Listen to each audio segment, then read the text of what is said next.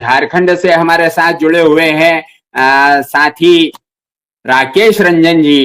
राकेश रंजन जी, America को लेकर फिर चर्चा में है। ट्रंप का तीसरी पारी चालू हो गई है और जिस तरह से विवाद चल रहे हैं दो देशों को लेकर, मेक्सिको और कनाडा के ने अमेरिका पर टेरिफ लगाया तो जवाब में ट्रंप ने भी टेरिफ लगा दिया और यह विवाद चल रहा है। चीन भी ट्रंप को धमकी दे रहा है। तो ये तीसरा कार्यकाल ट्रंप का जो शुरू होने वाला है, यह क्या विश्व में तमाम अशांति फैलाने वाला है, ये देशों में विवाद के पैदा करने वाला है? आप क्या सोचते हैं? जी हाँ, नमस्कार। देखिए, कुल मिलाकर के कई बार चर्चा होती रही है और आज भी जो सवाल है और आपके भी सवाल है, ट्रंप जो कुछ कर रहे हैं, ट्रंप को अगर भारत के परिप्रेक्ष्य में देखेंगे तो जिस तरीके से बातें हो जाती है, अभी सुभाष जी ने भी बातें कही कि जो यहाँ की सरकार है उसकी नीति नहीं दिख रही है कि क्या है, नियत नहीं दिख रही है स्पष्ट रूप से। अभी सलीम जी ने भी जो बातें कह दी कि लग रहा है कि क्या हो रहा है, नहीं हो रहा है। लेकिन बातें समझेंगे और सही तथ्यों की रोशनी में देखेंगे तो चाहे वो मोदी हो या ट्रंप हो, दोनों की नीति भी साफ है, नियत भी साफ है। भारत के परिप्रेक्ष्य में देखिए कि नरेंद्र मोदी कह चुके हैं कि उनका क्या है, वो तो झोला उठा के निकल लेंगे। तो ट्रंप जी भी आए हैं अगर अमेरिका में और वो जो कर रहे हैं उनको पता है। वो जो कह रहे हैं कि वहां जो अप्रवासी लोग हैं, जिस तरीके से घुसपैठ का मामला, तमाम लोगों को निकाल बाहर कर देंगे, कुछ कर देंगे अपनी मन मर्जी से, जो करना चाहेंगे करना है, आपको मानना होगा, तमाम चीजें हैं। जबकि वह खूबी जानते हैं कि वो बाहरी लोगों को अगर अमेरिका से बाहर कर देंगे तो फिर अमेरिका कहाँ रहेगा, किस रूप में रहेगा, कैसे रहेगा, उसकी जो अभी स्थिति है विश्व के पटल पर वह कहाँ होगी, आर्थिक क्षेत्र में हो या जो भी हर एक क्षेत्र में तमाम चीजें हैं।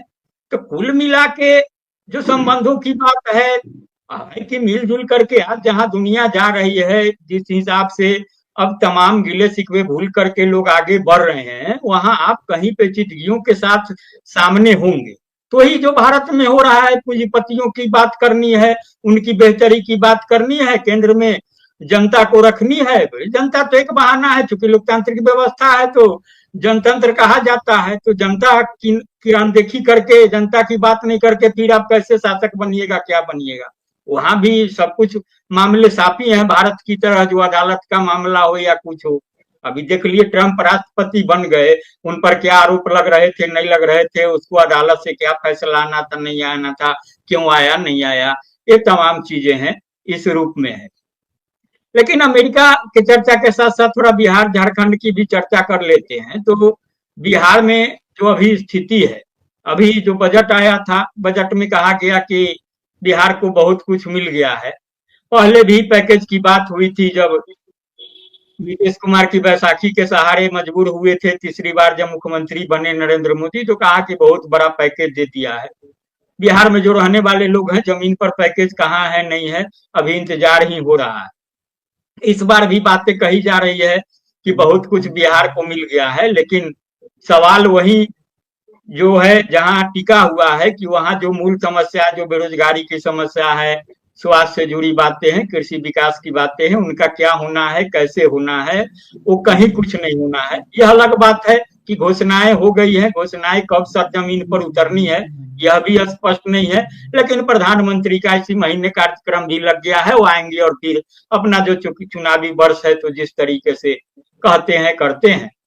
दूसरी ओर नीतीश कुमार की जो स्थिति है, तो आपको याद होगा कि जब अटल बिहारी वाजपेयी प्रधानमंत्री बने थे, उस समय एक विदेश की पत्रिका टाइम मैगजीन होती थी, तो उसमें जो स्वास्थ्य के बारे में अटल बिहारी वाजपेयी का छपा था, तो उसका निष्कर्ष यह था कि अटल बिहारी वाजपेयी सिर से पैर तक लाचार हैं, बीमार हैं, चल रहे हैं। तो नीतीश को भी इसी तरीके से यहाँ कहा जा रहा है कि अब वो बीमार हो चले, अब शारीरिक रूप से तो बीमार ही है, अब दिमागी रूप से भी बीमार हो चले हैं, और कुछ इस तरीके का वो एक्ट भी करते हैं नीतीश जी। वो करते रहे हैं, कुछ बोल देना, कहीं कुछ कर देना। तो कभी किसी के पिताजी के पुण्यतिथि में जाते थे और माल्यार्पण उनके जीवित पुत्र को कर देते थे। तो अब इस बार गांधी जयंती पर जहाँ सलामी दी जा रही है, तमाम चीजें, तो वहाँ तालियां भी बजाते हैं, तो लोगों को लगता है कि नहीं कुछ असहज तो है, कुछ सामान्य बातें नहीं हो रही है। तो कहा जा रहा है कि जिस तरीके से उड़ीसा में हालात हुए थे नवीन पटनायक के साथ कि उनको बीमार घोषित करके, लाचार घोषित करके एक ऐसा माहौल बनाया गया। झारखंड में भी कुल मिला के सत्ता परिवर्तन के बाद यह स्थिति है कि यहाँ जो तमाम संवैधानिक संस्थाएं हैं उनकी जो दुर्गति का सवाल है। कोर्ट के आदेश के बावजूद भी कई संवैधानिक पद खाली है। सबसे बड़ा तो यहाँ देखिएगा कि अभी तक प्रतिपक्ष का नेता ही नहीं चुना गया है। सूचना आयुक्तों की नियुक्ति भी नहीं हो पा रही है। अब भाजपा विश्व स्तर की पार्टी है और एक 21 विधायकों का एक नेता चुनना है, वह नहीं चुन पा रही है। तो अब भाजपा को सोचना है, देश को समझना है जो बातें हैं। उसके अलावे तमाम जो यहाँ परीक्षा से जुड़ी जो संस्थाएं होती है, वो झारखंड लोक सेवा आयोग हो या जो कुछ भी हो, तमाम के अध्यक्ष पद खाली हैं। जैक होता है झारखंड अधिविद्य परिषद, तो उसके भी अध्यक्ष के पद खाली हैं। तो स्वाभाविक रूप से परीक्षाएं समय पर नहीं हो पा रही है और इस तरीके की स्थिति है। तो यही तो संक्षेप में जी। धन्यवाद राकेश रंजन जी। आपने अमेरिका की घटनाओं को लेकर ट्रंप सरकार और मोदी सरकार की एक जैसी स्थिति है कि वे केवल जब तक सत्ता में बने रहना चाहते हैं, देश के लिए कुछ नहीं करना चाहते हैं, अपना बचाव करना चाहते हैं।